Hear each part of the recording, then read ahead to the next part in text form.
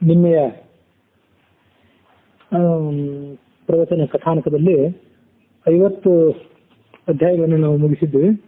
ಅದರಲ್ಲಿ ಪರಮಾತ್ಮನ ಸ್ವರೂಪದ ವರ್ಣನೆ, ಪರಮಾತ್ಮನ ವೈಭವದ ವರ್ಣನೆ, ಅವನ ಯೋಗ ನಿದ್ರೆಯ ವರ್ಣನೆ ಇತ್ಯಾದಿ ಘಟನೆಗಳನ್ನು ನಾವು ನೋಡಿದ್ದೆವು. ಆ ಬಳಿಕ ಇವತ್ತು 51ನೇ ಅಧ್ಯಾಯದಲ್ಲಿ ಭೂದೇವಿ ಶ್ರೀರೂಪದಿಂದ ಬಂದು ಭಗವಂತನನ್ನ ಪ್ರಾರ್ಥನೆ ಮಾಡಿಕೊಂಡು ಭೂಭಾರ ಅವತಾರಕ್ಕಾಗಿ ಆತನಿಗೆ ವಿನಂತಿ ಮಾಡಿದ ಘಟನೆಗಳನ್ನು ಈಗ ನೋಡುವವರಿದ್ದೇವೆ. ಜನಮೇಜಯ ರಾಜನಿಗೆ ವೈಶಂಪಾಯನ ಹೇಳಿದರು, ಈ ಹಿಂದೆ ನಾನು ನಿಮಗೆ ಕಥೆಯನ್ನು ಹೇಳಿದಂತೆ ಭಗವಂತ ಚತುರ್ಮುಖ ಬ್ರಹ್ಮನ ಜೊತೆಗೂಡಿ ಆ ಬ್ರಹ್ಮಲೋಕದಲ್ಲಿ ಎಲ್ಲಾ ಕಡೆ ಸಂಚಾರ ಮಾಡಿ ಆ ಬ್ರಹ್ಮಲೋಕದಲ್ಲಿರುವಂತಹ ಋಷಿ ಮುನಿಗಳ ಪ್ರಾರ್ಥನೆಗಳನ್ನು ಕೇಳಿದ, ಅವರ ಯಜ್ಞಯಾಗಾದಿಗಳು ಮಾಡುವುದನ್ನು ಪ್ರತ್ಯಕ್ಷವಾಗಿ ನೋಡಿದ.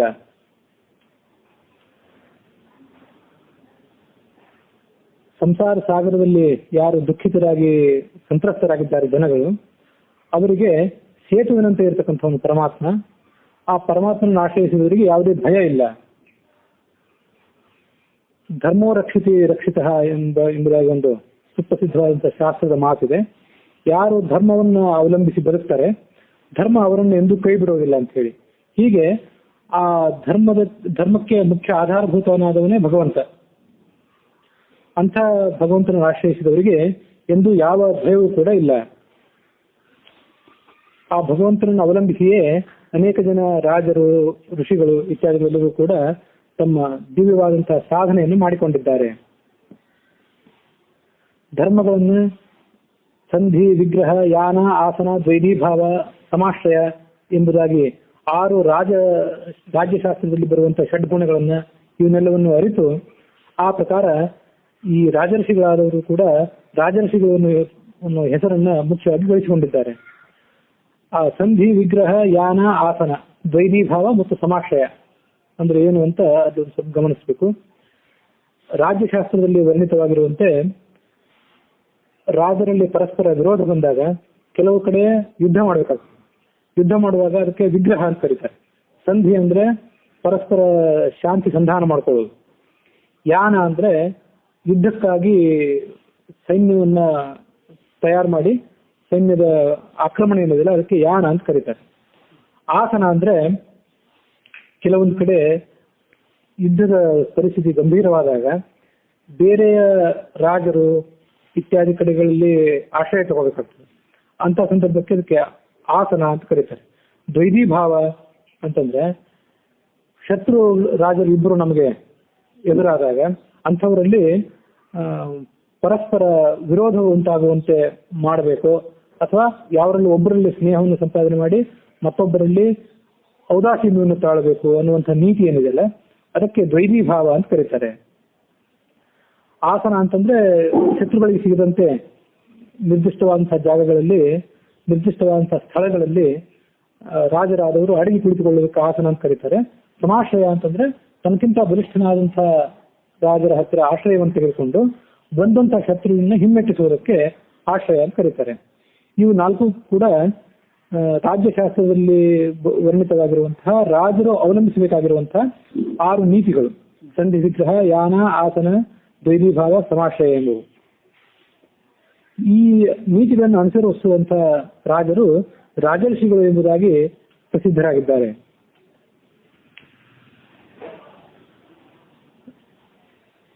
ಆ ಸಂದರ್ಭದಲ್ಲಿ ಭಗವಂತ ದೇವತೆಗಳನ್ನ ತನ್ನ ಜೊತೆಗೆ ಕರೆದುಕೊಂಡು ಬಂದು ಭಗವಂತನ ಎದುರಿಗೆ ಈ ತರದ ಒಂದು ವಿನಂತಿಯನ್ನು ಮಾಡಿದ. ಕಾಲದ ಮಹಿಮೆಯಿಂದಾಗಿ ತಾಮಸ ಗುಣ ವೃದ್ಧ ಹೆಚ್ಚಾಗ್ತಾ ಇದೆ. ಯಾಕಂದ್ರೆ ಇದು ದ್ವಾಪರ ಯುಗದ ಅಂತ್ಯಕಾಲದಲ್ಲಿ ಸಂಭವಿಸಿದಂತಹ ಘಟನೆ ಇದು. ಹಾಗಾಗಿ ಈ ಕೃತಯುಗಕ್ಕಿಂತ ಸ್ವಲ್ಪ ಕಡಿಮೆ ಇರಬಹುದು, ಆದ್ರೂ ಈ ಕಲಿಯುಗಕ್ಕಿಂತ ಕಡಿಮೆ ಇದ್ದಿರಬಹುದು. ಆದ್ರೆ ಕೃತಯುಗ ಮತ್ತು ಯುಗಗಳಿಗೆ ಹೋಲಿಸಿದರೆ ದ್ವಾಪರ ಯುಗದಲ್ಲಿ, ಅದರಲ್ಲೂ ಅದರ ಅಂತ್ಯ ಭಾಗದಲ್ಲಿ, ಯಾಕಂದ್ರೆ ತ್ರೇತಾಯುಗ ಕಳೆದು ದ್ವಾಪರವು ಮುಗಿಲಿಕ್ಕೆ ಬಂದಿತ್ತು, ಕಲಿಯುಗ ಪ್ರಾರಂಭ ಆಗುವುದಿತ್ತು. ಹಾಗಾಗಿ ಆ ಸಂಧಿಕಾಲ ಇತ್ತು. ಸಂಧಿಕಾಲ ಇರೋದ್ರಿಂದಾಗಿ ತಾಮಸ ಗುಣವು ಹೆಚ್ಚು ಹೆಚ್ಚು ಅಭಿವೃದ್ಧವಾಗಿತ್ತು. ಆ ಅಭಿವೃದ್ಧವಾಗಿದ್ದರಿಂದ ದುಷ್ಟರಾದಂತಹ ರಾಜರೆಲ್ಲರೂ ಕೂಡ ಭೂಮಿಯಲ್ಲಿ ಪ್ರಬಲಿಸಿದ್ದಾರೆ. ಪ್ರಬಲಿಸಿ ಭೂಮಿಗೆ ಭಾರಭೂತರಾಗಿದ್ದಾರೆ. ಹಾಗಾಗಿ ಆ ಭೂಮಿ ನನ್ನ ಹತ್ರ ಬಂದು, ಅಂದ್ರೆ ಚತುರ್ಮುಖ ಬ್ರಹ್ಮನ ಹತ್ತಿರ ಬಂದು ಮೊರೆ ಇಟ್ಟಿದ್ದಾಳೆ. ಅವಳು ಸೂಚನೆ ಮಾಡಿದಂತೆ ಅನೇಕ ಜನ ದುಷ್ಟರಾದಂತಹ ಕ್ಷತ್ರಿಯರನ್ನ ಈಗ ನಾವೆಲ್ಲರೂ ಕೂಡ ನಾಶ ಮಾಡಬೇಕಾಗಿದೆ. ಭಗವಂತನು ನಾಶ ಮಾಡಬೇಕು ಮತ್ತು ಭಗವಂತನ ಭಕ್ತರಾದಂತಹ ಎಲ್ಲ ದೇವತೆಗಳು ಕೂಡ ಆ ನಾಶ ಕಾರ್ಯದ ಜವಾಬ್ದಾರಿಯನ್ನು ವಹಿಸಬೇಕಾಗಿದೆ. ಭೂದೇವಿ ಆ ತನಗೆ ಭಾರಭೂತವಾಗಿರ್ತಕ್ಕಂತಹ ಪ್ರಜೆಗಳ ಭಾರದಿಂದ ಮೈಯಲ್ಲಿ ಬೆವರು ಸುರಿಸ್ತಾ ತೀವ್ರ ದುಃಖಿತರಾಗಿ ಇಲ್ಲಿವರೆಗೂ ಕೂಡ ಬಂದಿದ್ದಾಳೆ. ಈ ಜಗತ್ತಿನಲ್ಲಿ ಪ್ರತಿಯೊಂದು ಗ್ರಾಮದಲ್ಲಿ, ಪ್ರತಿಯೊಂದು ದೇಶದಲ್ಲಿ, ಹೀಗೆ ಎಲ್ಲಾ ಕಡೆಯೂ ಕೂಡ ಜನಸಂಖ್ಯೆಗಳು ಹೆಚ್ಚಾಗಿವೆ, ಸೈನಿಕರ ಸಂಖ್ಯೆ ಹೆಚ್ಚಾಗಿದೆ, ಸಾವಿರಾರು ಗ್ರಾಮಗಳು ನಿರ್ಮಾಣವಾಗಿವೆ. ಜನಸಂಖ್ಯೆ ಹೆಚ್ಚಾಗ್ತಾ ಇರುವಂತೆ ಅವರಿಗೆ ವಸತಿ ಸೌಲಭ್ಯಕ್ಕಾಗಿ ಸಾವಿರಾರು ಗ್ರಾಮಗಳು ನಿರ್ಮಾಣವಾಗಿವೆ. ಅಲ್ಲೆಲ್ಲಾ ಕಡೆಯೂ ಕೂಡ ಸಜ್ಜನರ ಸಂಖ್ಯೆಗಿಂತ ದುಷ್ಟರ ಸಂಖ್ಯೆ ಹೆಚ್ಚಾಗಿದೆ. ದುಷ್ಟರ ಸಂಖ್ಯೆ ಹೆಚ್ಚಾಗಿರೋದ್ರಿಂದಾಗಿ ಅವಳಿಗೆ ಅದನ್ನು ಸಹಿಸಲಿಕ್ಕಾಗದೆ ನೀನೇ ಗತಿ ಅಂತ ನಿನ್ನನ್ನೇ ಪ್ರಾರ್ಥನೆ ಮಾಡಿದ್ದಾಳೆ. ಮೂಲತಃ ಆಕೆ ಕ್ಷಮಾಗುಣದವಳು. ಕ್ಷಮಾ ಅಂತಲೇ ಭೂಮಿಗೆ ಹೆಸರು. ಸಹನಶೀಲಳಾದವಳು. ಆದರೂ ಕೂಡ ಸಹಜಾಮ್ಯ ಕ್ಷಮಾಂ ತ್ಯಕ್ತ್ವ ಚಲತ್ವಂ ಅಚಲಾಗತ. ತನ್ನ ಸ್ವಭಾವ ಸಿದ್ಧವಾದಂತಹ ಕ್ಷಮಾಗುಣವನ್ನ ಆಕೆ ಇವತ್ತು ಬಿಡುವ ಹಂತಕ್ಕೆ ತಲುಪಿದ್ದಾಳೆ, ಈ ಭಾರದಿಂದ ಪೀಡಿತರಾಗಿ. ಅವಳಿಗೆ ಮತ್ತೊಂದು ಹೆಸರು ಏನಿದೆ ಅಂದ್ರೆ ಅಚಲ ಅಂತ ಹೇಳಿ. ಅಚಲ ಅಂದ್ರೆ ಚಲನೆ ಇಲ್ಲದವಳು, ನಿಶ್ಚಲಳಾದವಳು, ಸ್ಥಿರಳಾದವಳು ಅಂತ. ಆದ್ರೆ ಈ ಭಾರದಿಂದ ಆಕೆ ವಿಚಲಿತಲಾಗಿದ್ದಾಳೆ ಇವತ್ತು ಅಂತ ಬ್ರಹ್ಮ ಆ ಭೂದೇವಿಯ ಪರಿಸ್ಥಿತಿಯನ್ನ ಭಗವಂತನ ಎದುರಿಗೆ ನಿವೇದನೆ ಮಾಡಿಕೊಂಡ.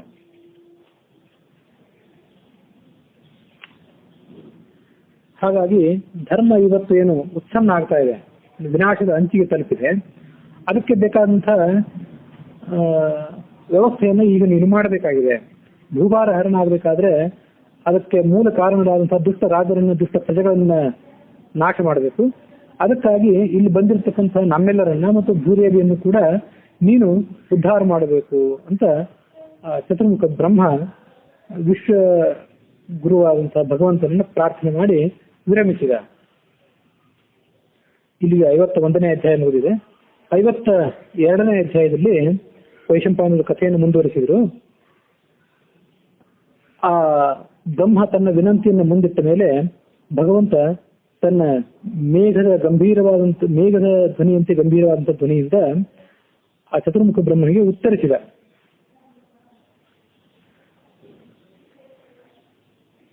ಆ ವಿಷ್ಣು ಆ ಬ್ರಹ್ಮಲೋಕದಲ್ಲಿ ಚತುರ್ಮುಖ ಬ್ರಹ್ಮನ ಜೊತೆಗೆ ಏನಿದ್ನಲ್ಲ, ಅಲ್ಲಿಂದ ಆ ಚತುರ್ಮುಖ ಬ್ರಹ್ಮನಿಂದ ಹಿಂಬಾಲಿಸಲ್ಪಟ್ಟವನಾಗಿ ಮತ್ತು ಉಳಿದೆಲ್ಲ ದೇವತೆಗಳು, ಋಷಿಗಳು, ಸಿದ್ಧರು, ಸಾಧ್ಯರು ಎಲ್ಲರಿಂದಲೂ ಅನುಸರಿಸಲ್ಪಟ್ಟವನಾಗಿ ಮೇರು ಪರ್ವತದ ಶಿಖರಕ್ಕೆ ಹೋದ. ಅವತ್ತೊಂದು ದಿವಸ ಅದರ ಹೆಸರು ಹೇಳಿದ್ರು. ಮೇರು ಪರ್ವತ ಅಂದ್ರೆ ಅದೊಂದು ಮತ್ತೊಂದು ಶಾಖೆ. ದೇವತೆಗಳಿಗೆ ಮೇಲಿಂದ ಮೇಲೆ ಸಮ್ಮೇಳನ ನಡೆಸಲಿಕ್ಕೆ, ವಿಚಾರ ವಿಮರ್ಶೆ ಮಾಡಲಿಕ್ಕೆ ದೇವತೆಗಳಿಗೆ ಇರುವಂತಹ ಒಂದು ಶಾಖೆ.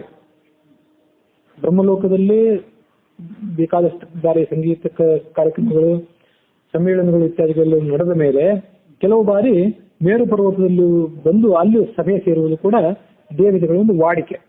ಅದರಂತೆ ಮೇರು ಪರ್ವತದ ಶಿಖರಕ್ಕೆ ಈ ಭಗವಂತ ಮತ್ತು ಉಳಿದೆಲ್ಲರೂ ಕೂಡ ಬಂದರು. ಭೂದೇವಿಯು ಕೂಡ ಎಡಬಿಡದೆ ಆ ಭಗವಂತನನ್ನು ಹಿಂಬಾಲಿಸಿದಳು. ಆ ಮೇರು ಪರ್ವತದ ಒಂದು ದೊಡ್ಡ ಶಿಖರದಲ್ಲಿ ನವರತ್ನದಿಂದ ನಿರ್ಮಿತವಾದಂತಹ ಒಂದು ದೊಡ್ಡ ಸಭೆ ಇತ್ತು. ಆ ಸಭೆಗೆ ಅವರೆಲ್ಲರೂ ಕೂಡ ಬಂದರು.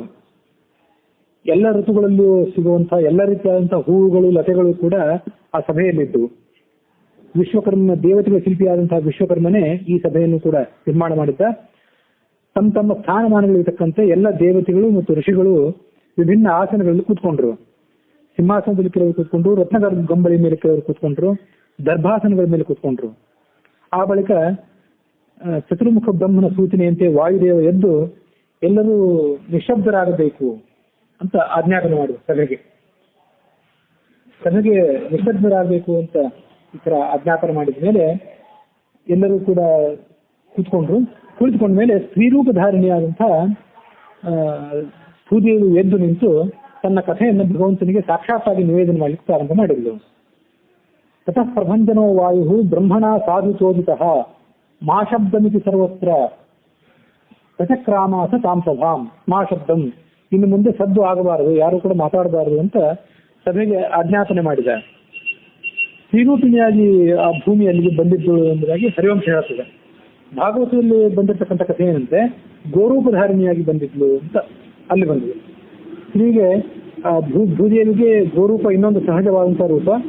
ಆ ಗೋರೂಪದಿಂದಲೇ ಆಕೆ ಭೂಭಾರ ಪೀಡಿತಳಾಗಿ ತನ್ನ ವಿನಂತಿಯನ್ನು ಮುಂದಿಡಲಿಕ್ಕಾಗಿ ಬ್ರಹ್ಮಲೋಕಕ್ಕೆ ಬಂದಿದ್ರು ಅಂತ ಭಾಗವತ ಕಥೆಯನ್ನು ಹೇಳ್ತದೆ. ಆ ಭಗವಂತನಾದಂತಹ ಮಹಾವಿಷ್ಣುವಿಗೆ ಆಕೆ ನಮಸ್ಕಾರ ಮಾಡಿ ತನ್ನ ಕರುಣಾಜನಕವಾದಂತಹ ದುಃಖ ಸೂಚಕವಾದಂತಹ ಕಥೆಯನ್ನು ಹೇಳಲಿಕ್ಕೆ ಪ್ರಾರಂಭ ಮಾಡಿದ್ಲು. ನಿನ್ನ ಅನುಗ್ರಹ ಬಲದಿಂದಲೇ ನಾನು ಈ ಜಗತ್ತಿನ ಸಕಲ ಚರಾಚರ ಪ್ರಾಣಿಗಳನ್ನ ನನ್ನ ಮೈ ಮೇಲೆ ಧರಿಸ್ತೇನೆ. ನಾನು ಹೀಗೆ ಧರಿಸಿದ್ರು ಕೂಡ ಮುಖ್ಯವಾಗಿ ಅದಕ್ಕೆ ಧಾರಕ ನೀನೇ. ಧರಿಣಿ ಧರಿತ್ರಿ ಅಂತ ನನಗೆ ಈ ತರ ಹೆಸರಿದೆ. ಇದ್ರೂ ಕೂಡ ಈ ಸಕಲ ಜಗತ್ತನ್ನು ಹೊರುವ ಶಕ್ತಿ ನನಗೆ ಬಂದಿದ್ದು ನಿನ್ನಿಂದಲೇ ಬಂದಿತ್ತು, ಹೊರತು ನನಗೆ ಸಹಜವಾದಂತಹ ಶಕ್ತಿ ಅಲ್ಲ ಎಂಬುದಾಗಿ ಆಕೆ ತಾನು ಮಾಡಿದ ಕೃತ್ಯಗಳನ್ನು ಭಗವಂತನಲ್ಲಿ ಸಮರ್ಪಣೆ ಮಾಡಿಕೊಂಡು, ನಾವು ಯಾವತ್ತೂ ಕೂಡ ಮಾಡುವ ಎಲ್ಲ ಕೆಲಸಗಳನ್ನು ನಾವು ಮಾಡ್ತಿದ್ದೇವೆ ಅಂತ ಮಹತ್ವದ ಕೆಲಸಕ್ಕೆ ನಾವು ಕಾರಣೀಭೂತರಾಗಿದ್ದೇವೆ ಅಂತ ಅಹಂಕಾರ ಪಡದೆ ಪ್ರತಿಯೊಂದು ಸಂದರ್ಭದಲ್ಲೂ ಕೂಡ ಅದನ್ನು ಭಗವಂತನೇ ಮಾಡ್ತಿದ್ದಾನೆ ಅಂತ ತಿಳ್ಕೊಳ್ಳೋದೇನಿದೆ, ಅದಕ್ಕೊಂದು ಕೃಷ್ಣಾರ್ಪಣ ಪದ್ಧತಿ ಅಂತ ಅದಕ್ಕೆ ನಾವು ಕರಿತೀವಿ. ಆ ಅನುಸಂಧಾನವನ್ನು ಆಕೆ ತೋರಿಸಿಕೊಂಡಳು. ತ್ವಯಾಧೃತಂ ಧಾರಯಾಮಿ ನಾಧೃತಂ ಧಾರಯಾಮ್ಯಹಂ. ನೀನು ಈ ಜಗತ್ತನ್ನು ಹೊತ್ತಿದ್ದರೆ ನಿನ್ನ ಜೊತೆಗೆ ನಾನು ಸ್ವಲ್ಪ ಹೊರತೇನೆ. ನಾ ಅಧೃತಂ, ನೀನು ಈ ಜಗತ್ತನ್ನು ಹೊರದೇ ಇದ್ರೆ ನಾನು ಅದನ್ನು ಹೊರಲಾರೆ. ನಹಿತದ್ವಿದ್ಯತೆ ಭೂತಂ ಯತ್ವಯ ನಾನು ಧಾರ್ಯತೆ. ಈ ಜಗತ್ತಿನಲ್ಲಿ ನೀನು ಧರಿಸದೇ ಇರುವಂತಹ ಪ್ರಾಣಿ ಅಥವಾ ವಸ್ತು ಬೇರೆ ಯಾವುದೂ ಇಲ್ಲವೇ ಇಲ್ಲ ಅಂತ ಆಕೆ ಹೇಳಿದ್ರು. ತ್ವಮೇವ ಕುರುಷೇ ದೇವ ನಾರಾಯಣ ಯುಗೆ ಮಮ ಭಾರಾವತರಣಂ ಜಗತೋ ಹಿತಕಾಮ್ಯಯ. ಈ ಕಾಲಕಾಲಕ್ಕೆ ತಕ್ಕಂತೆ ನನ್ನ ಮೇಲೆ ಈ ಭೂಭಾರ ಹೆಚ್ಚುವುದು, ಆಮೇಲೆ ಆ ಭೂಭಾರ ಅವತರಣಕ್ಕಾಗಿ ನೀನು ವಿಭಿನ್ನ ರೂಪಗಳನ್ನು ತಾಳುವುದು, ಇದೇನು ಈಗ ಹೊಸ ಸಂಗತಿ ಅಲ್ಲ. ಮೇಲಿಂದ ಮೇಲೆ ಪ್ರತಿ ಯುಗದಲ್ಲೂ ಇದು ನಡೆದಂತಹ ಕೆಲಸವೇ. ಈಗ ಮತ್ತೊಮ್ಮೆ ಆ ಕೆಲಸ ನಿಮ್ಮಿಂದ ಆಗಬೇಕಾಗಿದೆ. ಕೃತಯುಗಾದಿ ಎಲ್ಲ ಅವತಾರದಲ್ಲೂ ಕೂಡ ನೀನು ಅವತಾರಗಳನ್ನು ಮಾಡಿದ್ದಿ, ಪ್ರಾದುರ್ಭಾವಗಳನ್ನು ಸ್ವೀಕಾರ ಮಾಡಿದ್ದಿ. ಈಗ ನಾನು ಮತ್ತೊಮ್ಮೆ ಅದೇ ರೀತಿಯಾಗಿ ಭೂಭಾರದಿಂದ ಪೀಡಿತರಾಗಿದ್ದೇನೆ. ಹಾಗಾಗಿ ನನ್ನನ್ನು ನೀನು ಕಾಪಾಡು. ನೀನು ಇಲ್ಲದೆ ಇದ್ರೆ ಇದು ನನ್ನನ್ನು ಯಾರೂ ಕಾಪಾಡುವವರಿಲ್ಲ ಅಂತ ಆಕೆ ಪ್ರಾರ್ಥನೆ ಮಾಡಿ ತನ್ನ ಇತಿಹಾಸವನ್ನು ಆಕೆ ಹೇಳ್ಕೊಂಡ್ಳು. ಹಿಂದೆ ನಾನು ಏನಾಗಿದ್ದೆ, ಮಧುಕೈಟಭ್ರ ಮೇಧಸ್ಸಿನಿಂದ ನಾನು ಹೇಗೆ ತಯಾರಾದೆ ಅನ್ನೋದನ್ನೆಲ್ಲ ಆಕೆ ವರಾಹ ಅವತಾರ ಪುರಸ್ಸರವಾಗಿ ತನ್ನ ಕಥೆಯನ್ನು ಹೇಳ್ಕೊಂಡ್ಳು. ಮೂಲತಃ ನಾನು ಅತಿ ಸೂಕ್ಷ್ಮ ರೂಪಳಾದವಳು. ಚತುರ್ಮುಖ ಬ್ರಹ್ಮನಿಂದ ಈ ಜಗತ್ತಿಗೆ ನಾನು ಸೃಷ್ಟಳಾದೆ. ಅಹಂ ಆದೌ ಪುರಾಣಸ್ಯ ಸಂಕ್ಷಿಪ್ತ ಪದ್ಮಯೋನಿನ ಮಾಂಸ ಬುದ್ಧ ಕೃತೌ ಪೂರ್ವಂ ಮೃನ್ಮಯೌ ಮಹಾಸುರವು. ಪ್ರಳಯ ಕಾಲದಲ್ಲಿ ಭಗವಂತ ಯೋಗ ನಿದ್ರೆಯನ್ನು ಸ್ವೀಕಾರ ಮಾಡಿದ್ದ. ಆ ಯೋಗ ನಿದ್ರೆಯನ್ನು ಸ್ವೀಕಾರ ಮಾಡಿದಾಗ ಆ ಭಗವಂತನ ಕರ್ಣದ ಮಲದಿಂದ ಆ ಮಧು ಮತ್ತು ಕೈಟಭ ಎಂತಕ್ಕಂಥ ರಾಕ್ಷಸರು ಹುಟ್ಟಿದ್ರು ಅಂತ ನಾವು ಕಥೆಯನ್ನು ಕೇಳ್ತೇವೆ. ಅಲ್ಲಿ ಅದನ್ನ ಕರ್ಣದ ಮಲ ಅಂತಂದ್ರೆ ನಮ್ಮ ನವದ್ವಾರಗಳಿಂದ ಹೊರಗೆ ಬರುವಂಥದ್ದು ಮಲ ಅಂತ ಅನ್ಬೇಕು. ಅದಕ್ಕೆ ಅಲ್ಲಿ ಏನ್ ಪ್ರಯೋಗ ಮಾಡಿದ್ದಾರೆ ಹರಿವಂಶದಲ್ಲಿ ಅಂದ್ರೆ ಕರ್ಣ ಸ್ರೋತೋದ್ಭವವು. ಸ್ರೋತ ಅಂದ್ರೆ ಒಂದು ಹೊರಸೂಸುವಂತ ಒಂದು ದ್ರವ ಅಂತ ಅರ್ಥ. ಹಾಗೆ ಭಗವಂತನ ಕರ್ಣದ ಮೂಲಕವಾಗಿ ಹೊರಸೂಸಿದ ಒಂದು ದ್ರವ ಏನಿತ್ತು, ಆ ದ್ರವದಿಂದ ಇಬ್ಬರು ರಾಕ್ಷಸರು ಹುಟ್ಟಿದರು ಅಂತ ಆಕೆ ತನ್ನ ಉತ್ಪತ್ತಿಗೆ ಕಾರಣೀಭೂತವಾದಂತಹ ಅಂಶವನ್ನು ಈಗ ನಿರೂಪಣೆ ಮಾಡ್ತಾ ಇದ್ದಾಳೆ. ಅವರಿಬ್ಬರು ಮಹಾಬಲಿಷ್ಠರಾಗಿದ್ದರು ರಾಕ್ಷಸರು. ಯಾಕೆಂದ್ರೆ ಅವರಲ್ಲಿ ವಾಯುದೇವನ ಅಂಶವೂ ಕೂಡ ಇತ್ತು. ವಾಯುದೇವನ ಅಂಶ ಇದ್ರಿಂದ ಅಷ್ಟು ಪರಾಕ್ರಮಶಾಲಿಗಳಾಗಿದ್ದರು. ವಾಯುಪ್ರಾಣೌ ತು ತೌಗೃಹ್ಯ ಬ್ರಹ್ಮ ಪರ್ಯವೃಷತ್ಸನೈಹಿ. ಆ ಬಳಿಕ ಬ್ರಹ್ಮದೇವ ಆ ಇಬ್ಬರು ರಾಕ್ಷಸರನ್ನ ಪರಾಮರ್ಶೆ ಮಾಡಿದ. ಅವರ ಶರೀರದ ಸ್ವರೂಪ ಹೇಗಿದೆ ಅಂತ ಹೇಳಿ. ಸ್ವರೂಪ ಹೇಗಿದೆ ಅಂತ ಪರಿಶೀಲನೆ ಮಾಡಿದಾಗ ಏಕಂ ಮೃದುತರಂ ಸತ್ರೆ ಕಠಿಣಂ ವೇದ ಚಾಪರಂ. ಒಬ್ಬನ ಶರೀರ ಸ್ವಲ್ಪ ಮೃದುವಾಗಿತ್ತು, ಮತ್ತೊಬ್ಬನ ಶರೀರ ಸ್ವಲ್ಪ ಕಠಿಣವಾಗಿತ್ತು. ಹಾಗಾಗಿ ಆ ಮೃದುವಾಗಿದ್ದವನಿಗೆ ಆತ ಮಧು ಅಂತ ಹೆಸರಿಟ್ಟ, ಕಠಿಣವನ್ನಾಗಿದ್ದವನಿಗೆ ಕೈಟಭ ಅಂತ ಹೆಸರಿಟ್ಟ. ಹೀಗೆ ಅವರಿಗೆ ನಾಮಕರಣ ಮಾಡಿದ್ದು ಈ ಬ್ರಹ್ಮನೇ. ಅವರು ಹೀಗೆ ನಾಮಕರಣಗೊಂಡ ಕೂಡಲೇ ತಮ್ಮಲ್ಲಿ ಆವಿಷ್ಟವಾದಂತಹ ಪರಾಕ್ರಮದ ಕಾರಣದಿಂದಾಗಿ ಆ ಪ್ರಳಯ ಕಾಲದ ನೀರೇನಿತ್ತಲ್ಲ ಅದೆಲ್ಲವನ್ನು ಕೂಡ ಅಲ್ಲೋಲ ಕಲ್ಲೋಲ ಮಾಡ್ತಾ ಆ ಕಡೆ ಈ ಕಡೆ ಸಂಚಾರ ಮಾಡಿದ್ರು. ಅವರ ಈ ಆಟೋಪಕ್ಕೆ ಹೆದರಿ ಬ್ರಹ್ಮದೇವ ತಾನು ಯಾವ ಕಮಲದಿಂದ ಹುಟ್ಟಿ ಬಂದಿದ್ನಲ್ಲ, ಪರಬ್ರಹ್ಮನ ನಾಭಿ ಕಮಲದಿಂದ, ಆ ನಾಭಿ ಕಮಲದಲ್ಲೇ ಹೋಗಿ ಅಡಗಿಕೊಂಡ್ಬಿಟ್ಟ ಈ ರಾಕ್ಷಸರ ಉಪಟಳಕ್ಕೆ ಹೆದರಿ.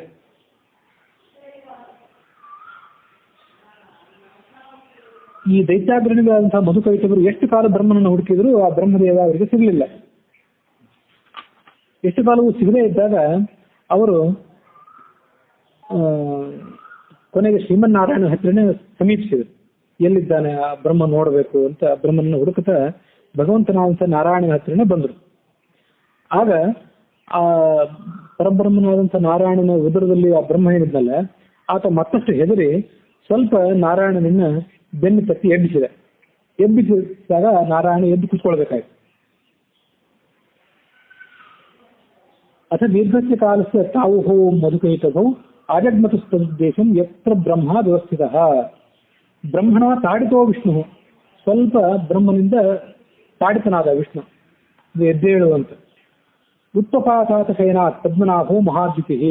ಬ್ರಹ್ಮ ಎಬ್ಬಿಸಿದ ಕೂಡಲೇ ಭಗವಂತನಾದಂತಹ ವಿಷ್ಣು ಅದರಿಂದ ಎದ್ದು ಕೂತ ಮೇಲೆ ಒಂದು ಸಾವಿರಾರು ವರ್ಷಗಳ ಪರ್ಯಂತವಾದಂತಹ ಯುದ್ಧ ಈ ಮಹಾವಿಷ್ಣುವಿಗೂ ಮತ್ತು ಆ ಮಧುಕೈಟಭ ಎನ್ನುವಂತಹ ರಾಕ್ಷಸರಿಗೂ ನಡೆಯಿತು. ಹೀಗೆ ಅನೇಕ ವರ್ಷಗಳ ಕಾಲ ಯುದ್ಧ ನಡೆದ ಮೇಲೆ ಸ್ವಲ್ಪ ಆಯಾಸ ಆಯ್ತು ಅವರಿಗೆ, ಆ ಮಧುಕೈಟಭರಿಗೆ. ಅವ್ರು ಏನಂದ್ರೆ ಭಗವಂತನ ಪರಾಕ್ರಮವನ್ನು ಅವರು ಹೊಗಳಿದರು. ಇಂಥ ದೊಡ್ಡ ಪರಾಕ್ರಮ ನಮಗೆ ನೀನು ಸಿಕ್ಕಿದೆಯಲ್ಲ, ಬಹಳ ಸಂತೋಷದ ಕೆಲಸ ಇದು. ನಿನ್ನ ಜೊತೆ ಯುದ್ಧ ಮಾಡಿ ನನಗೆ ಸಂತೃಪ್ತಿ ಆಗಿದೆ ಇವತ್ತು ಅಂತಂದ್ರು.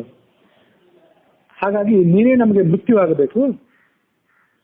ಈ ಎಲ್ಲೆಲ್ಲಿ ಈ ನೀರಿದೆಯೋ ಆ ನೀರಿನ ಮಧ್ಯದಲ್ಲೇ ನೀನು ನಮ್ಮನ್ನು ಕೊಲ್ಲಬೇಕು. ಇದು ಬಿಟ್ಟು ನಮಗೆ ಬೇರೆ ಜಾಗ ಯಾವುದು ಕೂಡ ಇರಬಾರದು. ನೀರಿನ ಮಧ್ಯದಲ್ಲೇ ನನ್ನನ್ನು ಕೊಲ್ಲು ಅಂತ ಅವರಿಬ್ರು ಆತನನ್ನ ಪ್ರಾರ್ಥನೆ ಮಾಡಿದ್ರು. ಆಗ ಭಗವಂತ ಏನ್ ಮಾಡಿದ, ಸತು ಗೃಹ್ಯ ಮೃಧೇ ದೋರ್ಧಂ ದೈತ್ಯವು ತಾವು ಅಭ್ಯಪೀಡಯತ್ ಗರ್ಭತು ನಿಧನಂ ಚಾಪಿ ತಾವು ಭೌ ಮಧುಕೈಟಭೌ. ಅವರಿಬ್ಬರನ್ನ ತನ್ನ ಕೈಗಳಿಂದ ಹಿಡಿದು ಮರ್ದನ ಮಾಡಿ ಅವರನ್ನು ಕೊಂದು ಹಾಕಿದ ಭಗವಂತ. ಅವರಿಬ್ಬರು ಕೂಡ ಅಲ್ಲಿ ಸತ್ತು ಹೋದ್ಮೇಲೆ ಸೌಹತೌ ಚಾಪ್ಲುತೌತೋಯೇ ವಪುರ್ಭ್ಯಾಮ್ ಏಕತಾಂ ಗತೌ. ಅವರ ಆ ಶವಗಳು ಆ ನೀರಿನ ಮೇಲೆ ತೇಳ್ಲಿಕ್ಕೆ ಪ್ರಾರಂಭ ಮಾಡಿದವು. ಸ್ವಲ್ಪ ಕಾಲ ಹಾಗೆ ಕಳೆದ ಮೇಲೆ ಅವು ಎರಡೂ ಶರೀರಗಳು ಮೊದಲೇನು ಪ್ರತ್ಯೇಕವಾಗಿದ್ದಂಥ ಶರೀರಗಳು ಒಟ್ಟು ಸೇರಿದವು. ತೆರೆಗಳ ಹೊಡೆತದಿಂದಾಗಿ ಆ ಶರೀರಗಳು ಎರಡೂ ಕೂಡ ಒಟ್ಟು ಸೇರಿದ ಮೇಲೆ ಮತ್ತಷ್ಟು ಸ್ವಲ್ಪ ಕಾಲ ಕಳೆಯಿತು. ಆ ತೆರೆಗಳ ಹೊಡೆತ ಮತ್ತು ಶರೀರಗಳ ಪರಸ್ಪರ ಘರ್ಷಣೆ ಇವುಗಳಿಂದ ಆ ಶರೀರದಿಂದ ಮೇಧಸ್ಸು ಹೊರಗೆ ಬಂತು. ಅವ್ರ ಶರೀರದಲ್ಲಿ ಇದ್ದಂಥ ಆ ಕೊಬ್ಬು ಹೊರಗೆ ಬಂದು ನೀರಿನ ಮೇಲೆ ತೇಲಿಕ್ಕೆ ಪ್ರಾರಂಭ ಆಯಿತು ಕ್ರಮವಾಗಿ. ಮೇಧಸ ಸಜ್ಜಲಂ ವ್ಯಾಪ್ತಂ ಸಾಧ್ಯ ಮಂತರ್ದಧೇತುತಃ ನಾರಾಯಣಸ್ಯ ಭಗವಾನ್ ಅಸೃಜತ್ತ ಪುನಃ ಪ್ರಜಾಃ. ಆ ಮೇಧಸ್ಸು ನಿಧಾನವಾಗಿ ದ್ರವರೂಪದಿಂದಿದ್ದು ಕ್ರಮವಾಗಿ ಗಟ್ಟಿಯಾಗಿ ಪ್ರಾರಂಭ ಆಯಿತು. ಆ ನಾರಾಯಣ ಅದೇ ಮೇಧಸ್ಸಿನ ಮೇಲೆ ಪ್ರಜೆಗಳನ್ನು ಸೃಷ್ಟಿ ಮಾಡಿದ. ಆ ಮೇಧಸ್ಸಿನ ಕ್ರಮವಾಗಿ ಗಟ್ಟಿಯಾಗಿದ್ದರಿಂದ ಅದರಿಂದ ಹುಟ್ಟಿದಂತಹ ಈ ಭೂಮಿ ಏನಿದ್ದಾಳೆ ಆ ಭೂಮಿಗೆ ಮೇದಿನಿ ಅಂತ ಹೆಸರು. ಇಲ್ಲಿ ಒಂದು ಅಂಶವನ್ನು ನಾವು ಗಮನಕ್ಕೆ ತಿಳ್ಕೋಬೇಕು. ಅದೇನಂದ್ರೆ, ವಿಜ್ಞಾನದ ಹಿನ್ನೆಲೆಯಲ್ಲೇ ಎಲ್ಲ ಅರ್ಥ ಮಾಡ್ಕೋಬೇಕು ಅಂತಿಲ್ಲ. ಇವತ್ತಿನ ವಿಜ್ಞಾನ ಏನು ಹೇಳ್ತದಲ್ಲ, ಆ ವಿಜ್ಞಾನಕ್ಕೂ ಈ ಪರಮಾರ್ಥ ವಿಜ್ಞಾನಕ್ಕೂ ಎಲ್ಲ ಸಂದರ್ಭದಲ್ಲೂ ಹೊಂದಾಣಿಕೆ ಏನಾಗೋದಿಲ್ಲ. ಮತ್ತು ಅಲ್ಲಿದ್ರೆ ಇದು ಸರಿ, ಅಲ್ಲಿಲ್ಲದೆ ಇದ್ರೆ ಇದು ತಪ್ಪು ಅಂತ ಅರ್ಥ ಅಲ್ಲ. ಇದರ ಶಿಫಾರಸಿದ್ರೆ ಅದು ಸರಿ ಅಷ್ಟೇ. ಆದ್ರೆ ಒಂದು ಅಂಶ ಏನಿದೆ ವಿಜ್ಞಾನದಲ್ಲೂ ಕೂಡ, ಇವತ್ತು ಭೂಮಿಯನ್ನು ನಾವೇನು ಕಾಣ್ತಿದ್ದೇವಲ್ಲ, ಇವತ್ತಿದು ಗಟ್ಟಿಯಾಗಿದೆಯಲ್ಲ, ನಮ್ಮ ವಾಸಕ್ಕೆ ಆವಾಸಭೂತವಾಗಿ ಇವತ್ತಿದು ದೃಢವಾಗಿ ನಿಂತಿದೆ. ಆದ್ರೆ ಮೊದಲ ಒಂದು ಕಾಲದಲ್ಲಿ ಈ ಭೂಮಿಯು ಕೂಡ ವಿಜ್ಞಾನವು ಹೇಳುವಂತೆ ತೀರಾ ಮೃದುವಾಗಿದ್ದು ಕ್ರಮೇಣ ಕೋಟಿಗಟ್ಟಲೆ ವರ್ಷ ಕಾಲಗಳು ಕಳೆದ ಮೇಲೆ ಅದು ಕ್ರಮವಾಗಿ ಗಟ್ಟಿ ಆಗ್ತಾ ಬಂದಿದೆ. ಅದು ಎಷ್ಟು, ಈಗ ನಾವು ವಾಸ ಮಾಡುವಂತ ಮೇಲ್ಪದರ ಕೆಲವುದು ಏನಿದೆಯಲ್ಲ ಅದು ಗಟ್ಟಿಯಾಗಿದೆ. ಭೂಮಿಯ ಗರ್ಭ ಏನಿದೆ ಆಳ, ಅದರಲ್ಲಿ ಇನ್ನೂ ಕೂಡ ಮೃದುವಾದಂತಹ ಅಂಶ ಇದೆ, ಜ್ವಾಲಾಮುಖಿ ಅಂಶ ಅಂತ ಹೇಳಿ ಭೂಗರ್ಭ ವಿಜ್ಞಾನವು ಕೂಡ ಇದನ್ನು ಸಮ್ಮತಿಸ್ತದೆ. ಇದು ಮೊದಲು ಭೂಮಿ ನೀರಿನ ಅಂಶವಾಗಿತ್ತು. ಆ ದ್ರವವಾಗಿದ್ದಂತಹ ಭೂಮಿ ಮುಂದೆ ಗಟ್ಟಿಯಾಯಿತು ಅನ್ನುವ ಅಂಶವನ್ನು ವಿಜ್ಞಾನ ಒಪ್ತದೆ. ಉಪನಿಷತ್ನಲ್ಲಿ ಬರುವಂತ ಮಾತೇನೆಂದ್ರೆ ಆತ್ಮನ ಆಕಾಶ ಸಂಭೂತ ಆಕಾಶಾದ್ ವಾಯು, ಆಕಾಶದಿಂದ ವಾಯು ಹುಟ್ಟಿತು, ವಾಯೋರಗ್ನಿ, ವಾಯುವಿನಿಂದ ಅಗ್ನಿ ಹುಟ್ಟಿತು, ಅಗ್ನೇಹೇ ಆಪಹ, ಬೆಂಕಿಯಿಂದ ನೀರು ಹುಟ್ಟಿತು, ಅದ್ಧಃ ಪೃಥಿವಿ, ಆ ಜಲದಿಂದಲೇ ಭೂಮಿ ಹುಟ್ಟಿತು ಅನ್ನೋದಾಗಿ ತೈತರೀಯೋಪನಿಷತ್ತು ಕೂಡ ಹೇಳ್ತದೆ. ಹಾಗೆ ಇಲ್ಲಿ ಅವರ ಮೇಧಸ್ಸು ಏನಿತ್ತಲ್ಲ, ಆ ಮೇಧಸ್ಸಿನಿಂದಲೇ ಇದು ತಯಾರಾದದ್ದು ಭೂಮಿ. ಮತ್ತೂ ಒಂದು ಅಂಶ ಏನಂತಂದ್ರೆ, ಇವತ್ತು ನಮಗೆ ಪೆಟ್ರೋಲಿಯಂ ಮೊದಲಾದ ಖನಿಜಗಳು ಸಿಗ್ತಾವಲ್ಲ, ಆ ಪೆಟ್ರೋಲಿಯಂ ಮೊದಲಾದಂತಹ ಖನಿಜಗಳು ಎಷ್ಟೋ ಕೋಟಿ ವರ್ಷಗಳ ಹಿಂದೆ ಈ ಸಮುದ್ರದಲ್ಲಿ ಸತ್ತು ಹೋದಂತ ತಿಮಿಂಗಿಲ ಮೊದಲಾದಂತ ಜಲಚರಗಳೇನಿತ್ತಲ್ಲ, ಅವು ಸತ್ತು ಹೋದಾಗ ಅವುಗಳ ಅವಶೇಷ ಏನಿತ್ತಲ್ಲ, ಆ ಅವಶೇಷವೇ ಅಲ್ಲಿ ರೂಪಾಂತರ ಹೊಂದಿ, ಅವುಗಳ ಮೇಧಸ್ಸು, ಕೊಬ್ಬು, ಎಲುಬು ಮೊದಲಾದಂತ ಆ ಭಾಗಗಳೇ ರೂಪಾಂತರ ಹೊಂದಿ ಕ್ರಮೇಣ ಪೆಟ್ರೋಲಿಯಂ ಆಗಿ ಇವತ್ತು ನಮಗೆ ಸಿಗ್ತಾ ಇದೆ ಅಂತ ವಿಜ್ಞಾನ ಹೇಳ್ತದೆ. ಅದೇನೇ ಇಲ್ಲಿ ಅಂತೂ ದ್ರವರೂಪದಿಂದ ಇದ್ದಂತ ಭೂಮಿಯೇ ಈಗ ಸ್ವಲ್ಪ ಮಟ್ಟಿಗೆ ಗಟ್ಟಿಯಾಗಿದೆ ಅನ್ನುವಂಥದ್ದು ನಾವು ನೋಡ್ತೇವೆ. ಅದು ಕೂಡ ಭೂಮಿಯ ಕೆಲವು ಮೇಲ್ಪದರಗಳು ಮಾತ್ರ. ಭೂಗರ್ಭದ ಆಳ ಇನ್ನೂ ಕೂಡ ಕುದಿತಾ ಇದೆ ಅನ್ನೋ ಅಂಶ ವಿಜ್ಞಾನ ಒಪ್ತದೆ. ಹೀಗೆ ಮಧುಕೈಟವರ ಮೇಧಸ್ಸಿನಿಂದ ಆವೃತವಾದಂತ ಈ ಭೂಮಿಗೆ ಮೇದಿನಿ ಎಂಬುದಾಗಿ ಹೆಸರಾಯಿತು. ಆ ಮೇದಿನಿಗೆ ನಾನೇ ಅಧಿದೇವತೆ ಆದೆ ಅಂತ ಭೂಮಿ ತನ್ನ ಇತಿಹಾಸವನ್ನು ಹೇಳಿಕೊಂಡಳು. ಈ ಮೇದಿನಿಯೇ ಆ ಭಗವಂತನ ಪ್ರಭಾವದಿಂದಾಗಿ ಶಾಶ್ವತ ಲೋಕವಾಗಿ ಬ್ರಹ್ಮಾಂಡವು ಅಂತೂ ಅನಿಸ್ಕೊಳ್ತು. ಆ ಸಂದರ್ಭದಲ್ಲಿ ಮಾರ್ಕಂಡೇಯ ಅನ್ನುವಂಥ ಋಷಿ ಇದ್ದ, ಪುರಾಣಾಂತರದಲ್ಲಿ ಅದರೆಲ್ಲ ವರ್ಣನೆ ಇದೆ.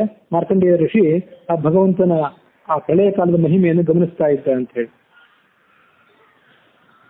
ಈ ಭೂಮಿ ಸುಸ್ತವಾದ ಮೇಲೂ ಕೂಡ ಮತ್ತೊಮ್ಮೆ ರಸಾತಲಕ್ಕೆ ಹೋಗಿ ಮುಳುಗ್ಲಿಕ್ಕೆ ಹೋಗಿಬಿಟ್ಟಿತ್ತು. ಮುಳುಗ್ಲಿಕ್ಕೆ ಹೋದಾಗ ಅಲ್ಲಿ ಭಗವಂತ ವರಾಹ ರೂಪವನ್ನು ತಾಳಿ ಅದನ್ನ ತನ್ನ ಕೋರೆ ಹಲ್ಲುಗಳಿಂದ ಎಬ್ಬಿಸಿ ಮತ್ತೆ ತನ್ನ ಸ್ಥಾನದಲ್ಲಿ ಇರಿಸಿದ, ತನ್ನ ಕಕ್ಷದಲ್ಲಿ ಇರಿಸಿದ ಅನ್ನುವಂಥ ಕಥೆಯನ್ನು ನೋಡ್ತೇನೆ.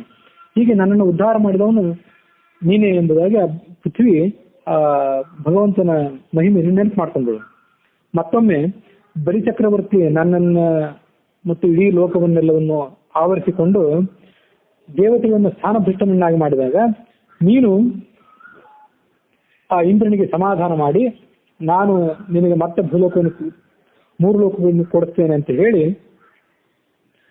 3 ಲೋಕವನ್ನು ಈ ಬಲಿಚಕ್ರವರ್ತಿಯ ಮೂಲಕ ಗೆದ್ದು ಆ ಬಳಿಕ ಅದನ್ನು ಇಂದ್ರನಿಗೆ ಕೊಟ್ಟೆ.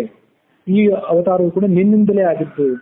ಹಾಗೆ ಯಾವಾಗ ನಾನು ಕಷ್ಟಕ್ಕೆ ಒಳಗಾದಾಗಲೂ ಕೂಡ ನನ್ನನ್ನು ಎತ್ತಿ ಹಿಡಿದವನು ನೀನೇ, ಈಗಲೂ ಕೂಡ ನೀನೇ ನನ್ನ ಎತ್ತಿ ಹಿಡಿಬೇಕು ಅಂತ ಆಕೆ ಪ್ರಾರ್ಥನೆ ಮಾಡ್ಕೊಂಡು ಮತ್ತೊಮ್ಮೆ ಈ ವಾಮನಾವತಾರ ಕಳೆದ ಬಳಿಕ ಭಗವಂತ ದುಷ್ಟ ರಕ್ಷಣೆಗಾಗಿ ಮಾಡಿದಂತಹ ಅತ್ಯದ್ಭುತ ಕಾರ್ಯವಾದಂತಹ ಪರಶುರಾಮ ಅವತಾರವನ್ನು ಆಕೆ ನೆನಪು ಮಾಡಿಕೊಂಡು 21 ಬಾರಿ ಈ ಭೂಮಂಡಲವನ್ನೆಲ್ಲ ಸಂಚಾರ ಮಾಡಿ ಆ ಭೂಮಂಡಲದಲ್ಲಿ ಕೊಬ್ಬಿದಂತಹ ಕ್ಷತ್ರಿಯರೇನಿದ್ದು ಅವರನ್ನ ನೀನೇ ಸಂಹಾರ ಮಾಡಿದ್ದೆ. ಆ ಬಳಿಕ ರಾಮಾವತಾರದ ಕಥೆ ಇಲ್ಲಿ ಬಂದಿಲ್ಲ, ಆದರೆ ಆ ರಾಮಾವತಾರದ ಕಥೆಯನ್ನು ಕೂಡ ಈ ಸಂದರ್ಭದಲ್ಲಿ ನಾವು ನೆನಪು ಮಾಡ್ಕೊಳ್ಬೇಕು, ಮುಂದೆ ಬರ್ತದೆ ಅಂತ ಕಾಣಿಸ್ತದೆ. ಆ ಪರಶುರಾಮ ಇಡೀ ಭೂಮಂಡಲವನ್ನೆಲ್ಲ ಗೆದ್ದು ಆ ಕ್ಷತ್ರಿಯ ರಾಜರ ರಕ್ತದಿಂದ ಸಿಕ್ತವಾದಂತಹ ಭೂಮಿಯನ್ನ ಕಶ್ಯಪರಿಗೆ ದಾನ ಮಾಡಿಬಿಟ್ಟಿದ್ದ. ನೀವು ಇದನ್ನು ದಾನವಾಗಿ ಸ್ವೀಕಾರ ಮಾಡಿ, ನಾನು ಬೇರೆ ಕಡೆ ತಪಸ್ಸಿಗಾಗಿ ಹೋಗ್ತೇನೆ ಅಂತ ಹೇಳಿ. ಆಗ ಕಶ್ಯಪರು ನನ್ನನ್ನು ಕೇಳಿದರು, ಇದು ಯಾಕೆ ಹೀಗೆ ರಕ್ತ ಸಿಕ್ತವಾಗಿ ಇಲ್ಲಿ ಬಂದಿದ್ದಿ, ತೀರಾ ವಿಷಾದ ನಿನ್ನ ಮುಖದಲ್ಲಿ ಕಾಣಿಸ್ತಾ ಇದೆ, ಇದಕ್ಕೆ ಏನು ಕಾರಣ ಅಂತ ಅವ್ರು ಕೇಳಿದರು. ಆಗ ನಾನು ಹೇಳಿದೆ, ಈ ಭೂಲೋಕದಲ್ಲಿ ಪರಾಕ್ರಮಶಾಲಿಗಳಾದಂತಹ ಅನೇಕ ಜನ ಕ್ಷತ್ರಿಯರೆಲ್ಲರನ್ನು ಕೂಡ ಪರಶುರಾಮ ನಾಶ ಮಾಡಿಬಿಟ್ಟಿದ್ದಾನೆ. 21 ಬಾರಿ ಭೂಮಂಡಲವನ್ನು ಸಂಚಾರ ಮಾಡಿ ಎಲ್ಲರನ್ನು ಕೂಡ ಅವನು ಸಂಹಾರ ಮಾಡಿದ್ದಾನೆ.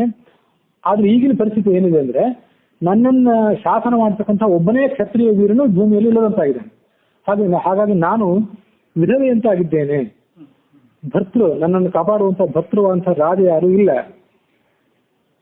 ಹಾಗಾಗಿ ಪೂಜ್ಯರಾದಂತಹ ನೀವು ಕಶ್ಯಪರು ನನಗೆ ಯೋಗ್ಯನಾದಂತಹ ರಾಜನೊಬ್ಬನನ್ನ ಪತಿಯನ್ನಾಗಿ ಮಾಡಿ ಕೊಟ್ರೆ ನಾನು ಆತನ ಪ್ರಭಾವದಿಂದ ಧರ್ಮದ ಮೂಲಕವಾಗಿ ನಾನು ಈ ಜಗತ್ತನ್ನ ಮತ್ತೊಮ್ಮೆ ಧಾರಣೆ ಮಾಡ್ತೇನೆ ಅಂತ ನಾನು ಪ್ರಾರ್ಥನೆ ಮಾಡಿದೆ.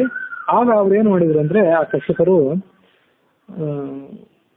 ಮನುಜೋತ್ತಮನಾದಂತಹ ಶ್ರಾದ್ದದೇವನಿಗೆ ಅಂದ್ರೆ ವೈವಸ್ವತ ಮನುವಿಗೆ, ಸೂರ್ಯನಿಂದ ಹುಟ್ಟಿದಂತಹ ವೈವಸ್ವತ ಮನುವಿಗೆ ನನ್ನನ್ನು ಅರ್ಪಿಸಿದರು.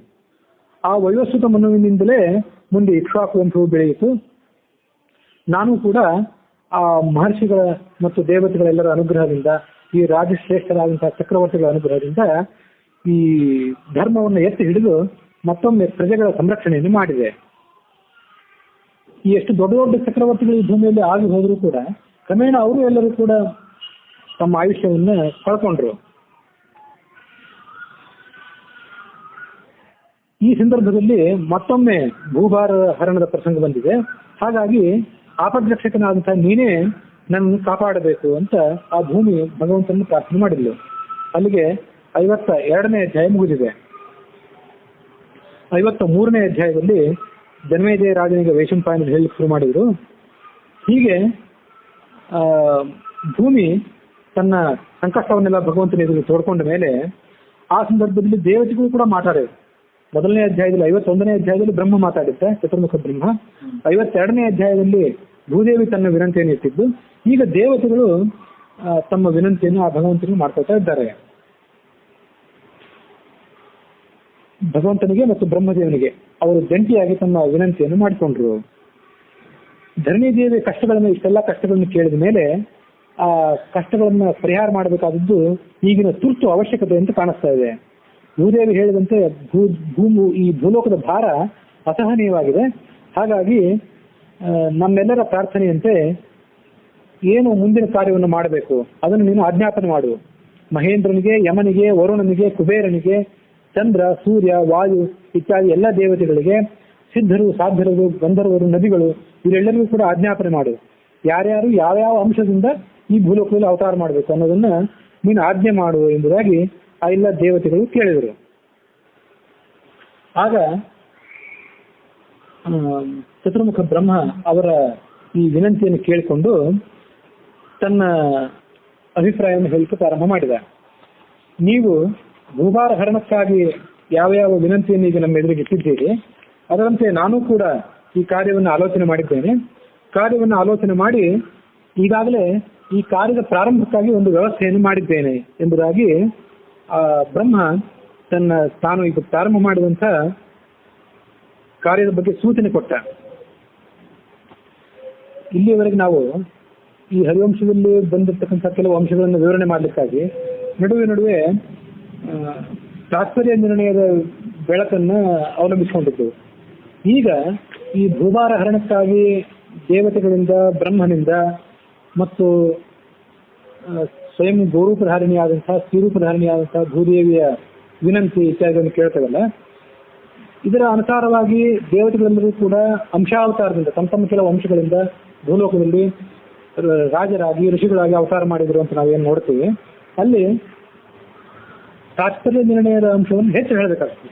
ಹಾಗಾಗಿ ತಾತ್ಪರ್ಯ ನಿರ್ಣಯವನ್ನೇ ಸ್ವಲ್ಪ ಪ್ರಧಾನವಾಗಿ ಗಮನದಲ್ಲಿಟ್ಟುಕೊಂಡು ಈಗ ಕೆಲವು ಭಾಗಗಳನ್ನು ಹೇಳ್ತೇನೆ.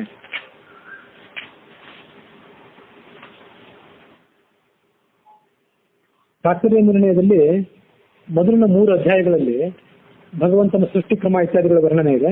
ಆ ಬಳಿಕ ನಂತರದ 6 ಅಧ್ಯಾಯಗಳಲ್ಲಿ ರಾಮಾಯಣದ ತಾತ್ಪರ್ಯ ನಿರ್ಣಯ ಇದೆ. ರಾಮಾಯಣದಲ್ಲಿ ಬಂದಿರತಕ್ಕಂತಹ ಸೂಕ್ಷ್ಮ ಘಟನೆಗಳು ಮತ್ತು ಕೆಲವು ರಹಸ್ಯಗಳು ಇತ್ಯಾದಿಗಳ ವರ್ಣನೆ ಆ 6 ಅಧ್ಯಾಯದಲ್ಲಿದೆ. 10ನೇ ಅಧ್ಯಾಯದಲ್ಲಿ ಮಹಾಭಾರತದ ತಾತ್ಪರ್ಯ ನಿರ್ಣಯ ಇದೆ. 10ನೇ ಅಧ್ಯಾಯದಿಂದ ಹಿಡಿದು 32ನೇ ಅಧ್ಯಾಯ ತನಕ. ಆ ಬಳಿಕ ಭಾಗವತ ತಾತ್ಪರ್ಯ ನಿರ್ಣಯ ಎಂಬುದಾಗಿ ಒಂದು ಪ್ರತ್ಯೇಕವಾದಂತಹ ಘಟನೆ ಇದೆ. ಸತ್ಯವತಿ, ಪರಾಶರ, ವೇದವ್ಯಾಸರು ಇತ್ಯಾದಿಗಳ ಉತ್ಪತ್ತಿಯ ವರ್ಣನೆ, ಹೀಗೆ ಅನೇಕ ಘಟನೆಗಳ ವರ್ಣನೆಯನ್ನು ನಾವು ಈ 10ನೇ ಅಧ್ಯಾಯದಲ್ಲಿ ನೋಡ್ತೇವೆ. ವಸಿಷ್ಠನ ಮತ್ತು ವಸಿಷ್ಠನ ಪುತ್ರನಾದಂತಹ ಶಕ್ತಿ, ಅವನ ಮಗ ಪರಾಶರ, ಹೀಗೆ ಸ್ವಲ್ಪ ಮಟ್ಟಿನ ಘಟನೆಗಳನ್ನು ನಾವು ಈ ಹರಿವಂಶದ ಮೊದಲನೇ ಅಧ್ಯಾಯದಲ್ಲಿ ಗಮನಿಸಿದ್ವಿ. ಅದನ್ನು ಮತ್ತೊಂದ್ಸರಿ ನೆನಪು ಮಾಡ್ಕೊಳ್ಳೋದಾದ್ರೆ, ಬ್ರಹ್ಮನ ಪುತ್ರ ವಸಿಷ್ಠ, ವಸಿಷ್ಠನ ಪುತ್ರ ಶಕ್ತಿಯ ಮಗ ಪರಾಶರ. ಆ ಪರಾಶರನಿಂದ ಭಗವಂತನಾದಂತಹ ವೇದವ್ಯಾಸನೇ ಅವತಾರ ಮಾಡಿದ ಅಂತ ಘಟನೆ ನೋಡ್ತೀವಿ. ಆ ಪರಾಶರ ಏನ್ ಮಾಡಿದ ಅಂದ್ರೆ, ಹರಿಯೇ ನನಗೆ ಮಗನಾಗಿ ಜನಿಸಬೇಕು ಅಂತ ಅವತಾರ ಮಾಡಿದ. ಆಗ ಅವನಿಗೆ ಪರಾಶರನಿಗೆ ಭಗವಂತ ವರ ಕೊಟ್ಟ, ಆಯ್ತು ನಾನೇ ನೀನಲ್ಲಿ ಜನಿಸ್ತೇನೆ ಅಂತೇಳಿ. ನನ್ನ ಭಕ್ತನಾದಂತಹ ವಸುವಂತು ಅಂತ ಇನ್ನೊಬ್ಬ ಚಕ್ರವರ್ತಿ ಇದ್ದಾನೆ, ಅವನ ಬಗ್ಗೆ ನಾನು ಕೂಡ ಹಿಂದೆ ಹೇಳಿದ್ದೆ. ಭಗವಂತ ಹೇಳಿದ ಮಾತನ್ನ ಈಗ ಈ ಶ್ಲೋಕದಲ್ಲಿ ನಾವು ಗಮನಿಸೋಣ. ನನ್ನ ಭಕ್ತನಾದಂತಹ ವಸು ಅನ್ನುವ ಚಕ್ರವರ್ತಿ ಇದ್ದಾನೆ. ಆ ವಸು ಚಕ್ರವರ್ತಿಗೆ ಪುಣ್ಯವತಿಯಾದಂತಹ ಒಬ್ಬಳು ಮಗಳಿದ್ದಾಳೆ. ಆ ಮಗಳನ್ನ ಅವಲಂಬಿಸಿ ಅವಳ ಹೊಟ್ಟೆಯಲ್ಲಿ ನಾನು ಹುಟ್ಟುತ್ತೇನೆ ಅಂತ ಹೇಳಿ ಭಗವಂತ ತನ್ನ ಕಥೆಯನ್ನು ಹೇಳಿದ. ಆ ಮಗಳೇ ಸತ್ಯವತಿ. ಉಪರಿಚರ ವಸು ಅನ್ನುವಂತಹ ರಾಜ, ಆ ರಾಜನಿಗೆ ಹುಟ್ಟಿದ ಆಕೆ ಈ ಸತ್ಯವತಿ ಅನ್ನುವ ಚಕ್ರವರ್ತಿ. ಸತ್ಯವತಿ ಅನ್ನುವಂಥ ಮಗಳು. ಆ ಮಗಳ ಕಥೆಯನ್ನು ಹಿಂದೆ ಹೇಳಿದ್ದೇನಾದ್ರಿಂದ ಇಲ್ಲಿ ಆ ಕಥೆಯನ್ನ ಮತ್ತೊಂದ್ಸರಿ ವಿವರಣೆ ಮಾಡಬೇಕಾಗಿಲ್ಲ. ಆ ಸತ್ಯವತಿ ಮತ್ತು ವಿರಾಟ ರಾಜ ಇಬ್ರು ಕೂಡ ಆ ಮೀನಿನ ಹೊಟ್ಟೆಯಲ್ಲಿ ಹುಟ್ಟಿದ್ರು ಉಪರಿಚರ ರಾಜನ ತೇಜಸ್ಸಿನಿಂದ ಅನ್ನೋ ಕಥೆಯನ್ನು ನಾವು ಹಿಂದೆ ಗಮನಿಸಿದ್ದೆವು. ಆ ವೇದವ್ಯಾಸನ ಅವತಾರ ಆ ಸತ್ಯವತಿಯಲ್ಲೇ ಈ ಪರಾಶರದ ಮೂಲಕ ಆಯಿತು. ಭಗವಂತ ಯಾವತ್ತೂ ಕೂಡ ಒಬ್ಬ ಪುರುಷನಿಂದ ಸ್ತ್ರೀಯರಲ್ಲಿ ನಾವು ಹೇಗೆ ಗರ್ಭ ಮೂಲಕ ಹುಟ್ಟಿ ಬರ್ತೇವಲ್ಲ, ಹಾಗೆ ನಾವು ಹುಟ್ಟಿ ಬರೋದಿಲ್ಲ. ಭಗವಂತನ ಸಂಪೂರ್ಣ ಶರೀರ ಯಾವತ್ತೂ ಕೂಡ ಜ್ಞಾನಾನಂದಾತ್ಮಕವಾದದ್ದು. ದೇವತೆಗಳ ಶರೀರ ಏನಿದೆ ಮೂಲತಃ ತೈಜಸ ಸ್ವರೂಪವಾಗಿದ್ರೂ ಕೂಡ ಕೆಲವೊಮ್ಮೆ ಭೂಲೋಕಕ್ಕೆ ಬಂದಾಗ ನಮ್ಮಂತೆ ಅವರು ಪಾರ್ಥಿವ ಶರೀರವನ್ನ ಅಂದ್ರೆ ಪಂಚಭೂತಗಳಿಂದ ಹುಟ್ಟಿದಂತಹ ಶರೀರವನ್ನು ಅವರು ತಾಳ್ತಾರೆ. ಆದರೆ ಭಗವಂತ ಯಾವುದೇ ಸಂದರ್ಭದಲ್ಲಿ ಹುಟ್ಟಿ ಬಂದ್ರು, ಆತ ಮತ್ಸ್ಯಾವತಾರವೇ ಇರಲಿ, ಕೂರ್ಮಾವತಾರವೇ ಇರಲಿ, ಅಥವಾ ರಾಮಕೃಷ್ಣ ವೇದವ್ಯಾಸ ರೂಪ ಅಂತ ಯಾವುದೇ ಅವತಾರವಿರಲಿ, ಆ ಎಲ್ಲ ಶರೀರಗಳು ಕೂಡ ಆ ಎಲ್ಲ ಅವತಾರಗಳು ಕೂಡ ಜ್ಞಾನಾನಂದ ಸ್ವರೂಪವಾದದ್ದು. ಎಂದೂ ಕೂಡ ನಮ್ಮಂತೆ ಪಂಚಭೂತಗಳಿಂದ ಹುಟ್ಟುವಂಥದ್ದಲ್ಲ. ಅವನು ಹುಟ್ಟುವುದೇ ಇಲ್ಲ, ಹುಟ್ಟಿದ್ದೇನೆ ಅಂತ ತೋರಿಸ್ಕೊಳ್ತಾನಷ್ಟೆ. ಯಾರಾದರೂ ಈ ಸತ್ಯವತಿ ಅಂಥವ್ರು, ದೇವಕಿ ಅಂಥವ್ರು ಅವನನ್ನು ಪ್ರಾರ್ಥನೆ ಮಾಡಬೇಕು, ನಮ್ಮ ಉದರದಲ್ಲಿ ನೀವು ಜನಿಸಬೇಕು ಅಂತೇಳಿ. ಅವರಿಗೆ ಅವನ ಉದರದಲ್ಲಿ ಜನಿಸಿದಂತೆ ತೋರಿಸಿಕೊಂಡು ಆತ ಕೇವಲ ಆವಿರ್ಭವಿಸ್ತಾನಷ್ಟೇ ಹೊರತು ಅವನಿಗೆ ನಿಜವಾದಂಥ ಹುಟ್ಟು ಅವನಿಗೆ ಇಲ್ಲ. ಬಲಾದಿ ವಿಗ್ರಹ ಜ್ಞಾನ ಆನಂದ ಸ್ವರೂಪವಾದಂತಹ ಶರೀರವುಳ್ಳವನು ಭಗವಂತ ಎಂಬುದಾಗಿ ವರ್ಣನೆ ಮಾಡ್ತಾನೆ. ಭಗವಂತ ಕಂಬದಿಂದ ಹುಟ್ಟುವುದು ಒಂದೇ, ನರಸಿಂಹಾವತಾರದಲ್ಲಿ ಏನು ಕಂಬದಿಂದ ಹುಟ್ಟಿದ್ನಲ್ಲ, ಆ ಕಂಬದಿಂದ ಹುಟ್ಟುವುದು ಒಂದೇ, ದೇವಕಿ ಗರ್ಭದಿಂದ ಹುಟ್ಟುವುದು ಒಂದೇ, ಸತ್ಯವತಿ ಗರ್ಭದಿಂದ ಹುಟ್ಟುವುದು ಆತ ಒಂದೇ. ಅವೆಲ್ಲ ಅವನಿಗೆ ನಿಮಿತ್ತಗಳಷ್ಟೇ, ಅವತಾರ ಮಾಡಲಿಕ್ಕೆ ಅವನಿಗೆ ನಿಮಿತ್ತಗಳಷ್ಟೇ.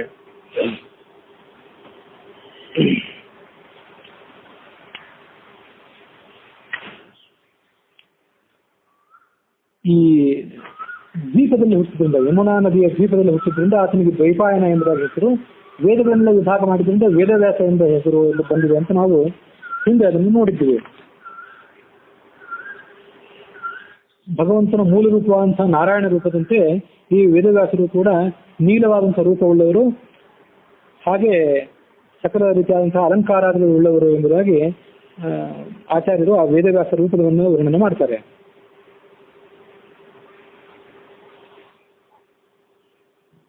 ದ್ವೀಪದಲ್ಲಿ ಅವತಾರ ಮಾಡಿದ ಮೇಲೆ ಆ ವೇದವ್ಯಾಸರನ್ನ ಬ್ರಹ್ಮಾದಿ ದೇವತೆಗಳು ಹಿಂಬಾಲಿಸಿದರು. ಕೂಡಲೇ ಅವರು ದೊಡ್ಡವರಾದರು. ತಾನು ಪ್ರಾದುರ್ಭವಿಸಿ 7 ದಿವಸಗಳೊಳಗೆ ತಂದೆಯಿಂದ ಸಂಸ್ಕಾರ ಪಡೆದರು. ಅವರು ಮೊದಲು 7 ದಿವಸಗಳಲ್ಲಿ, 8 ವರ್ಷ ಬೇಕಾಗಲಿಲ್ಲ ಅವರಿಗೆ, 7 ದಿವಸಗಳಲ್ಲಿ ಅವರು ತಂದೆಯಿಂದ ಸಂಸ್ಕಾರವನ್ನು ಪಡೆದರು. ಮತ್ತು ತನ್ನ ತಂದೆ ತಾಯಿಗಳಿಗಿಬ್ಬರಿಗೂ ಏನು ವರ ಕೊಟ್ಟರು ಅಂದ್ರೆ, ನೀವು ಯಾವುದೇ ಸಂದರ್ಭದಲ್ಲೂ ಯಾವುದೇ ಸಂಕಟಮಯ ಪರಿಸ್ಥಿತಿಯಲ್ಲಿ ನನ್ನನ್ನು ನೆನಪು ಮಾಡಿಕೊಂಡ್ರೆ ನಾನು ನಿಮ್ಮ ಎದುರಿಗೆ ಬರ್ತೇನೆ, ಅಲ್ಲಿವರೆಗೆ ನಾನು ಕಾರ್ಯಾಂತರಕ್ಕಾಗಿ ಹೋಗಿರ್ತೇನೆ ಅಂತ ಹೇಳಿ ವೇದವ್ಯಾಸರು ತಮ್ಮ ತಂದೆ ತಾಯಿಗಳಿಬ್ಬರಿಗೂ ಕೂಡ ವರ ಕೊಟ್ಟರು. ಕೃಷ್ಣಾವತಾರಕ್ಕಿಂತ ಮೊದಲು ವೇದವ್ಯಾಸ ಅವತಾರ ಆದ್ದರಿಂದ ಈ ತಾತ್ಪರ್ಯ ನಿರ್ಣಯದಲ್ಲಿ ವೇದವ್ಯಾಸ ಅವತಾರದ ವರ್ಣನೆಯೇ ಮೊದಲಾಗಿದೆ. ಈ ತಾತ್ಪರ್ಯ ನಿರ್ಣಯದಲ್ಲಿ, ಮಹಾಭಾರತ ತಾತ್ಪರ್ಯ ನಿರ್ಣಯದಲ್ಲಿ ಕೃಷ್ಣಾವತಾರ ಮತ್ತು ಮಹಾಭಾರತದ ಪಂಚಪಾಂಡವಾದಿಗಳ ಬಗ್ಗೆ ಇರತಕ್ಕಂಥ ಸೂಕ್ಷ್ಮ ವಿವರಣೆಗಳು ಎರಡೂ ಕೂಡ ಇದರಲ್ಲಿ ಬರುವುದಿದೆ. ಹಾಗಾಗಿ ಇದೆಲ್ಲದಕ್ಕೂ ಮೂಲ ಕಾರಣವಾದದ್ದು ಭಗವಂತನ ವೇದವ್ಯಾಸ ಅವತಾರ. ಅದಕ್ಕಾಗಿ ಅದನ್ನು ಮೊದಲು ವರ್ಣನೆ ಮಾಡಿದ್ದಾರೆ.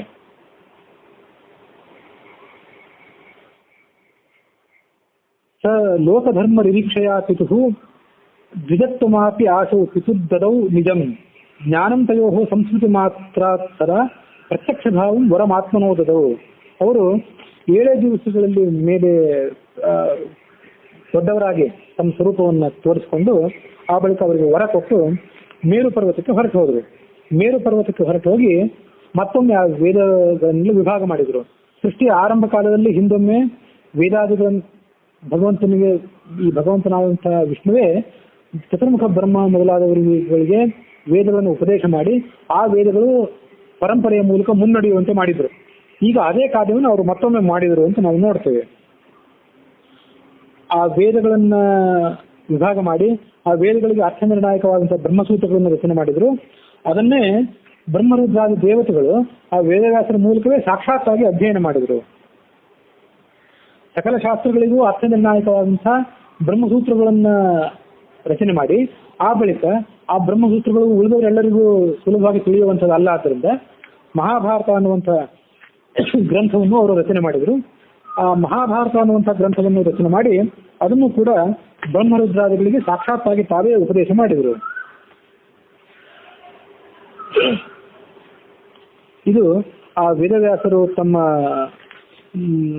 ಅವತಾರವನ್ನು ಮಾಡಿದ ಬಳಿಕ ಮಾಡಿದಂಥ ಮೊದಲನೇ ಕಾರ್ಯ. ವೇದಗಳನ್ನು ವಿಭಾಗ ಮಾಡುವುದು, ಆ ಬಳಿಕ ಶಾಸ್ತ್ರಾರ್ಥಗಳನ್ನು ರಚನೆ ಮಾಡಲಿಕ್ಕೆ, ಶಾಸ್ತ್ರಾರ್ಥಗಳನ್ನು ವಿವರಣೆ ಮಾಡಲಿಕ್ಕಾಗಿ ಬ್ರಹ್ಮಸೂತ್ರಗಳನ್ನು ರಚನೆ ಮಾಡುವುದು, ಆ ಬಳಿಕ ಮಹಾಭಾರತಾದಿ ಗ್ರಂಥಗಳನ್ನು ರಚನೆ ಮಾಡುವುದು. ಆ ವೇದವ್ಯಾಸರು ಕ್ರಿಮಿಯಿಂದ ರಾಜ್ಯವಾಳಿಸಿದಂಥ ಕೆಲವು ಘಟನೆಗಳೆಲ್ಲ ಏನಿದೆಯಲ್ಲ, ಆ ಕೀಟದಿಂದ ರಾಜ್ಯವಾಳಿಸಿದಂಥ ಕೆಲವು ಘಟನೆಗಳೆಲ್ಲ ಅಲ್ಲಿ ಈ ತಾತ್ಪರ್ಯ ನಿರ್ಣಯದಲ್ಲಿ ವರ್ಣಿತಾಗಿದೆ. ಆ ಕಥೆ ಮತ್ತೆ ಮುಂದೆ ಮಹಾಭಾರತಾದಿಗಳಲ್ಲಿ ಭಾಗವತಾದಿಗಳಲ್ಲಿ ಬಂದಾಗ ಅದರ ಕಥೆಯನ್ನು ವಿಸ್ತಾರವಾಗಿ ನಾವು ನೋಡೋಣ. ಇಲ್ಲಿಗೆ ವೇದವ್ಯಾಸರ ಘಟನೆಯೊಂದಿಗೆ, ಆ ವೇದವ್ಯಾಸರ ಅವತಾರದ ವರ್ಣನೆಯೊಂದಿಗೆ ಆ ತಾತ್ಪರ್ಯ ನಿರ್ಣಯದ 10ನೇ ಅಧ್ಯಾಯ ಪ್ರಾರಂಭ ಆಗ್ತಾ ಇದೆ. ಅದರ ಬಳಿಕ ಶುಕಾವತಾರ ಮೊದಲಾದಂತಹ ಘಟನೆಗಳು ಅಲ್ಲಿ ಮುಂದುವರಿಯುವೆ. ಈ ಶುಕಾವತಾರ ಇತ್ಯಾದಿ ವರ್ಣನೆಗಳ ಬಳಿಕವೇ ಕುರುವಂಶದ ಉತ್ಪತ್ತಿ ಹೇಗೆ ಪ್ರಾರಂಭ ಆಯಿತು ಅನ್ನೋದನ್ನ ಘಟನೆಗಳು ನಾವು ಮುಂದೆ ನೋಡಬೇಕಾಗಿದೆ.